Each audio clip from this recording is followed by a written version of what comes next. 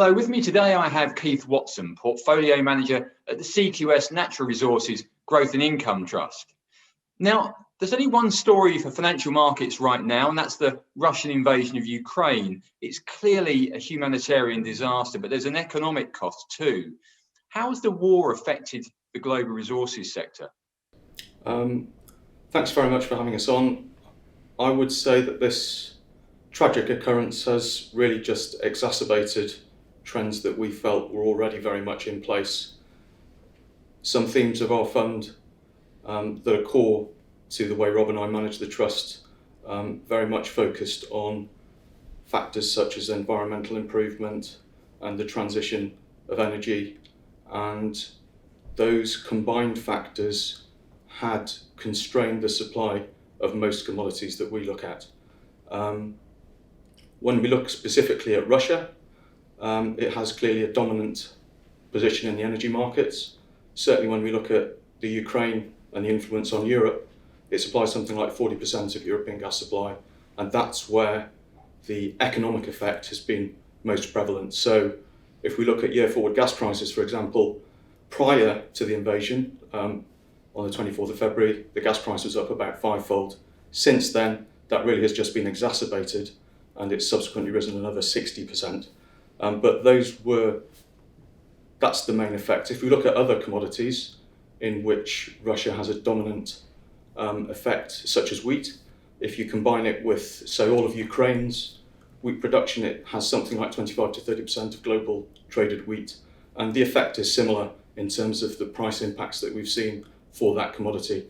If we look at palladium, where they're about 25% of global production, again, we see similar type of trends occurring there. That's where we've been most obviously seeing it. And really, what we are conscious of is that, in essence, this fund is something which had already made some investments which have basically performed quite well during this period.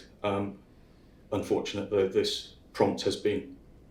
Now, you have some modest exposure to Russia and Eastern Europe, partly through a 1.8% interest in the Russian state-backed energy giant Gazprom. What is your exposure elsewhere, and what are your plans for it? Any actions that you might take? Yes, we did have a modest exposure. Clearly, Russia has been active regionally previously, around the same time of year in 2014, and we saw similar type of reactions in many of the commodities to which Russia has the exposure alluded to earlier. We had already started a process of trying to accommodate the energy transition, rather than being a transition at any price, to being one at a realistic price. And we had, as a result, shifted the portfolio somewhat into the more traditional fuels, away from the sexier variety that typically grab the headlines in March of last year. And that has been a beneficiary of the type of commodity price moves that we've seen, as most commodities have, one, recovered from the COVID lockdowns and seen a strong demand growth profile, and two, now against an even more constrained and risky backdrop of supply, have continued to move. That is something which has benefited that segment of the portfolio, which we've been marginally active in since as well. Now, the trust share price has been volatile over the past 12 months, but there's more than doubled in value since just before the pandemic. In fact, the shares are near a 9-year high. What have been the key drivers? In the context of the supply-constrained world, that much of the now more formalised ESG approach and energy transition agendas that have been put forward, one of the biggest factors is really been initially the recovery from the COVID lockdowns, which saw a huge demand response and a pent-up demand, adding additional incremental units to consumption. Bottlenecks have occurred, but I would say that latterly it's really been the transition to, and I think understanding in consumers' minds that an energy transition has to be something that is realistically achievable, and ultimately that does not mean the entire and rapid exclusion, which would be counterproductive, of fossil fuels. And so from our perspective, actually, that reweighting that I mentioned earlier from, I would call it the classic transition, commodities into some of the more traditional fuels has been really the driver of some of that that volatility. Most of the volatility, I would say, has occurred around an upward trend, and that began certainly early in that 12-month period, actually, with gold, as commodities were locked down and governments poured investment to supporting economies. Gold was a natural go-to for many investors, whilst the economies were switched off and no industrial demand was prevalent at all. That switched round. We saw the industrial sector take off, and latterly I think that dose of realism has come in terms of the required energy to sustain standards of living ultimately. And overlying that, I would say that we have had some knock-on impacts of inflation, and I would say that that has very much influenced broader investment flows into real assets, which have and still continue, we believe, to offer investors with an inflation hedge. Should wage inflation really persist, then I think something that was viewed by central bankers as being perhaps transitory becomes something that's much more structural and will sustain momentum to this sector in the longer term. Real assets, I mean.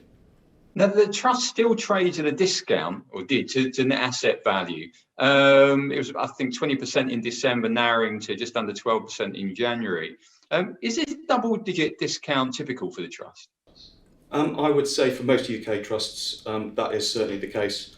On average, and some of it's dominated by, say, financial investment trusts, the average discount may be something like 20%. Our trust is in probably an even more volatile sector and has varied from something like a 25% discount to near parity. And this is probably just slightly towards the upper end of a narrower trading range than that. And I think that probably is indicative of the fund flows into the real asset sector at the moment. Now, I'm just looking at the top 5 holdings in the CQS Natural Resources Growth and Income Trust. Both First Quantum Minerals and Sigma Lithium Resources are either at or near a record high. What is it that you like about them? Are these stocks that you'd own forever? Well, I've been in the sector since 1992. I wouldn't say I've known both of these stocks forever, no. But we looked at the thematics that I discussed in point 1 of environmentals, looking at commodities that China generally doesn't geologically possess, such as copper, which were crucial to the energy transition, and scoured around in our global mandate to find some of the better projects that could produce copper. And at the time that we began investing in this, at the back end of 14, we were going through another cycle for commodities. That was a deflationary bust, as it was perceived, and we started adding into some of the bonds owned by First Quantum, which, for the record, is a diversified copper miner with assets in both Zambia and more recently brought into commission in Panama. That one subsequently got caught in the deflationary backdraft and the equity was crushed, as a result of which we really saw much more opportunity to invest in the equity. And the reason that it is such a large position now is that from the lows of Q1 16, it has really performed very well. The other one, Sigma, is more of the classic transition element exposure. Sigma Lithium, which has assets in Brazil, very low cost, extremely low capex, and it has risen something like 7-fold since first acquired, and is due to commission its new project very shortly and bring it into production. Okay, great. Keith Watson, Portfolio Manager at the CQS Natural Resources Growth and Income Trust. Thank you very much for joining me today.